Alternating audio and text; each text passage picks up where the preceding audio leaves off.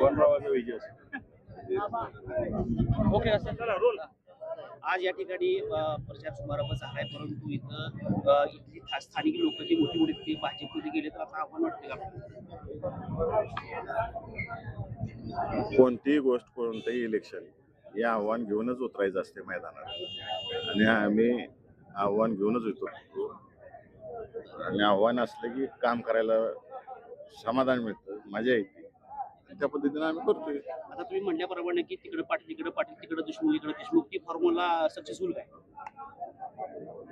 मी गेले अनेक महिने सांगत आलेलो आहे की सोलापूर जिल्ह्यातली जनता ही अत्यंत स्वाभिमानी जनता आहे आणि लोकसभा इलेक्शन असेल, विधानसभा इलेक्शन असेल, नगरपालिका इलेक्शन असेल, या स्वाभिमानी जनतेनं दाखवून दिलेला आहे.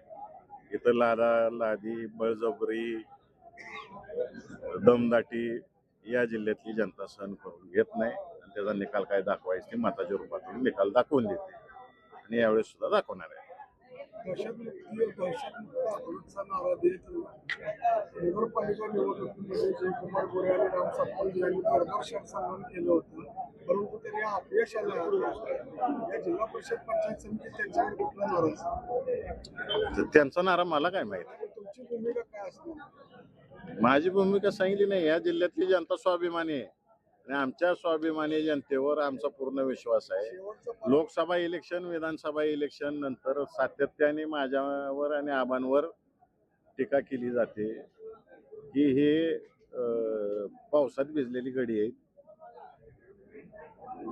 ग्रामीण भाषेत बोलायचं झालं तर कुठं कुठं भाषणात बोलले, माळशिरस तालुक्यात कोणतर बोललं, इकडं माड्यात कोणतर बोललं, ही दोघं पावसात भिजलेली हाले आहेत असं कोणतरी आमच्या दोघांवर टीका केली. अभिमान आहे आम्ही त्या पावसात भिजलो. लोकसभेचं जे वातावरण होतं, 1,24,000च्या लीडनं मी निवडून आलोय. ज्या ज्या माणसांनी मला मतं टाकली, आबांना ज्या ज्या माणसांनी मतं टाकली, ज्यांचा पाऊस मताच्या रूपाने आम्हाला आशीर्वाद दिला, आम्ही निवडून आलो, त्याचा अभिमान आहे. आम्ही त्या पावसात भिजलो, आम्ही त्या पावसात भिजलेले हाले आहोत, खरं जातीवंत आहोत. साहेब, पालकमंत्री कोणी असतात किंवा भाजप पक्षश्रेष्ठी वरिष्ठ नेते मंडळी असतात, लोकसभेला आणि विधानसभेला नेमके प्रकारे कोणत्या ना कोणत्या मार्गाने तुमच्यासमोर जी विठ्ठल परिवाराची मंडळी विरोधात म्हणून उभी करतायत. यावेळेस सुद्धा त्यांनी चक्क काही मंडळींना त्यांच्या पक्षात घेतलं की राष्ट्रवादी. नेमकं या संदर्भात काय सांगितलं? कोणाला घेतलं, काय घेतलं, त्यांना सगळ्यांना शुभेच्छा. आम्ही आमची स्वाभिमानी लोक आमच्या बरोबर आहेत. आमचे कार्यकर्ते ज्यांनी लोकसभेला काम केलं, विधानसभेला काम केलं, आमच्या बरोबर टिकून आहेत आणि त्यांच्यासाठी मी अभिजित दाबा तसेच उत्तम जानकर आम्ही कुठेही कॉम्प्रोमाइज करणार नाही. आमचा लढा आमच्या कार्यकर्त्यांसाठी. त्यांनी अहोरात्र आम्हाला निवडून आणण्यात प्रयत्न केले. आता आमची जबाबदारी त्यांना निवडून आणायची. लोकसभा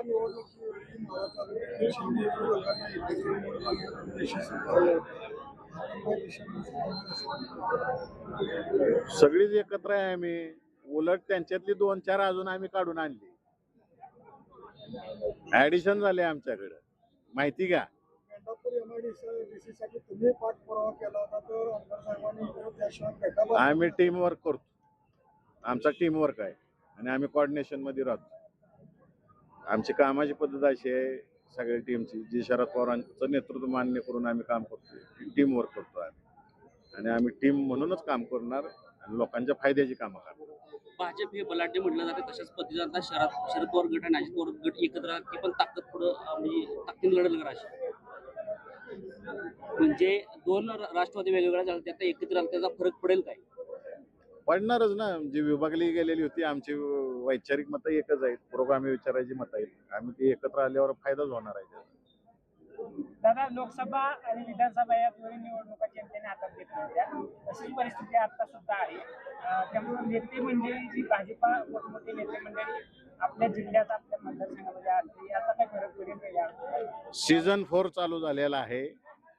3 सीझन सोलापूर जिल्ह्यातल्या जनतेने यशस्वी करून दाखवलेलं आहे. आता सीझन 4 मध्ये यशस्वी बॅटिंग होईल आणि सोलापूर जिल्ह्याची जनता स्वाभिमानाने आपला